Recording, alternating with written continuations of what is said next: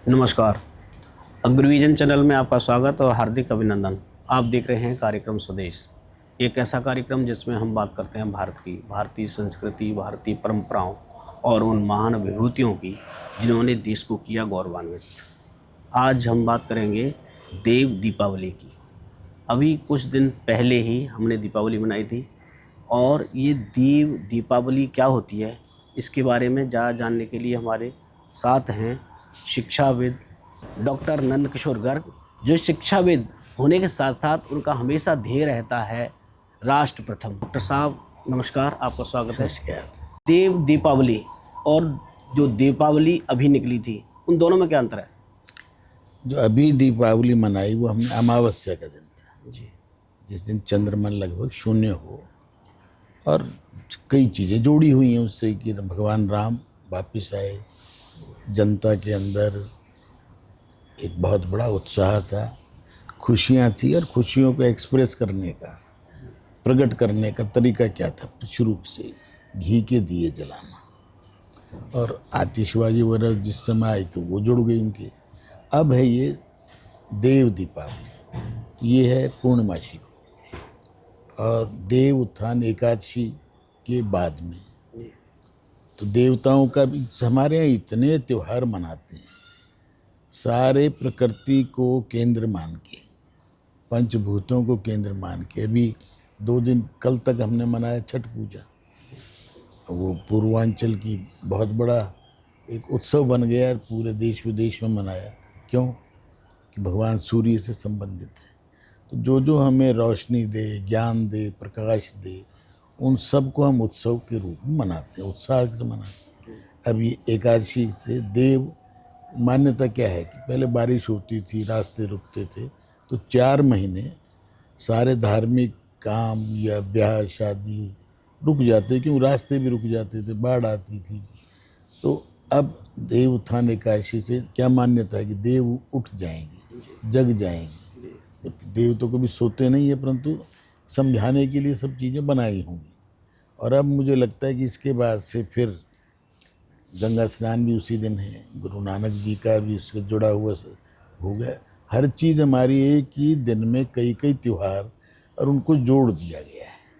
तो जो आपने जैसे बताया, बनारस से शुरू हुई या राक्षस का वध हुआ, भगवान शिव वरदान बहुत दे देते थे, और विष्णु भगवान को फिर उनका काम तमाम करने के लिए कोई न कोई व्यवस्था करनी पड़ती थी। तो ये देव अब तो अयोध्या में, क्योंकि भगवान की कृपा से 500 साल का वो काला खंड समाप्त होकर, और 25 नवंबर को तो धर्म ध्वजा फहरा के उसका संपूर्ण होने का एक संकेत भी मिल जाएगा लोगों को। और एक वायदा जो था कि मंदिर वहीं बनाएंगे, वो बन के बाद आज बहुत बड़ा तीर्थ के रूप में पहली नगरी अयोध्या, मथुरा, माया, काशी, कांची, अवंतिका थी, तो आज अयोध्या विश्व की सबसे प्रथम नगरी थी, विश्व की एक किस्म से मैं समझता हूँ राजधानी थी।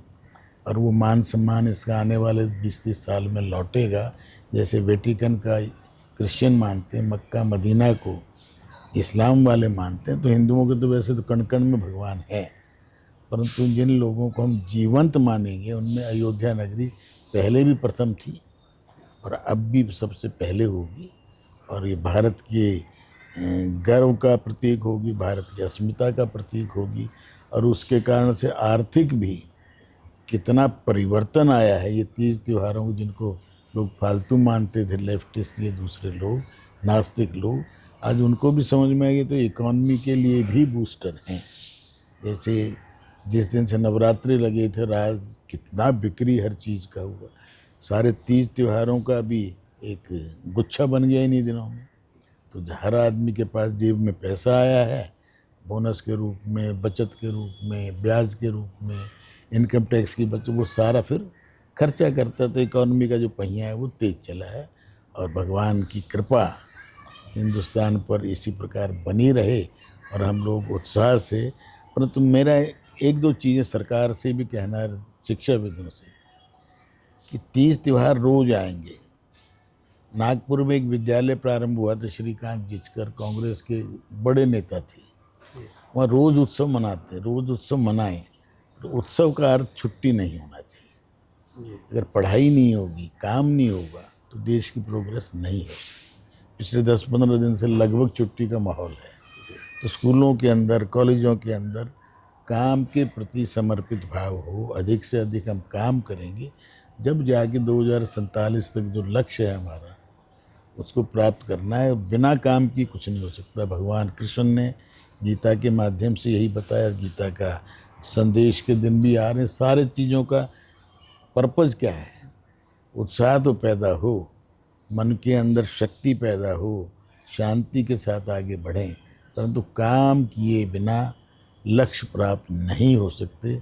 यह बात भी इस देश के कर्णधारों को, पॉलिटिकल लोगों को, जो दूसरों को खुश करने के लिए छोटे रास्ते में छुट्टी घोषित करते, कभी छुट्टी आ जाएगी जी, ये फूल वालों की सैर है, कभी किसी चीज़ से। अरे भाई, फीस दे के बच्चा पढ़ना चाह रहे हैं, जो सीरियस बच्चे हैं, जो 2-2 लाख रुपए, 3-3 लाख रुपए साल माँ बाप खर्च कर रहे हैं, कर्जा लेके खर्च कर रहे हैं, उनको यदि हम 150 दिन में नहीं पढ़ाएंगे, तो मैं समझता हूँ कि हम उनके साथ अन्याय कर रहे हैं और देश के प्रति भी अन्याय कर रहे हैं। इसलिए छुट्टियाँ की बजाय उस त्यौहार को मनाएं, सामूहिक रूप से भी मनाएं, परंतु छुट्टियाँ ना।